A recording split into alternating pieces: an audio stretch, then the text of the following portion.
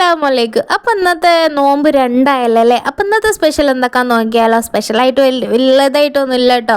അപ്പം ഇന്ന് റൈസിക്കാക്ക് കറി വെക്കാൻ വേണ്ടിയിട്ട് ബീഫ് അതിനോട്ട് കൊണ്ടുവന്നിട്ടുണ്ടായിനത്. രണ്ടാളതിനോണ്ട് തന്നെ 1 കിലോനൊന്നുമില്ല, 500 എങ്ങാനാണ് വാങ്ങി വന്നത് മുപ്പരാൾ. അപ്പം ഇന്നത് പൂരിയാക്കാമെന്ന് വിചാരിച്ചു കേട്ടോ. അപ്പം നമ്മൾ കുക്കറിലാണ് കേട്ടോ ബീഫ് ഉണ്ടാക്കിയിട്ടുണ്ടായിരുന്നത്.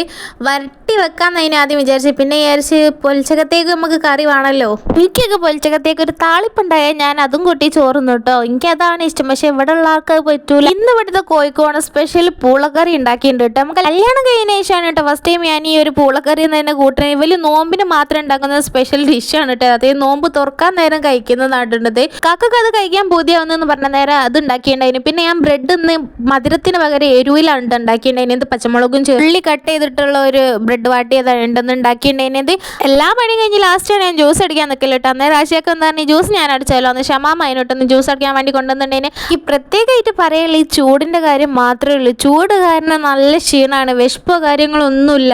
അപ്പോൾ 30 നോമ്പോ എല്ലാവർക്കും ഒരു ബുദ്ധിമുട്ടില്ലാണ്ട് നോൽക്കാൻ കഴിയട്ടെ എന്ന് പ്രാർത്ഥിക്കുന്നുണ്ട്. അപ്പം ഇന്നത്തെ വീഡിയോ അത്രയേ ഉള്ളൂ. അടുത്ത വീഡിയോ ആയിട്ട് നാളെ വരാം.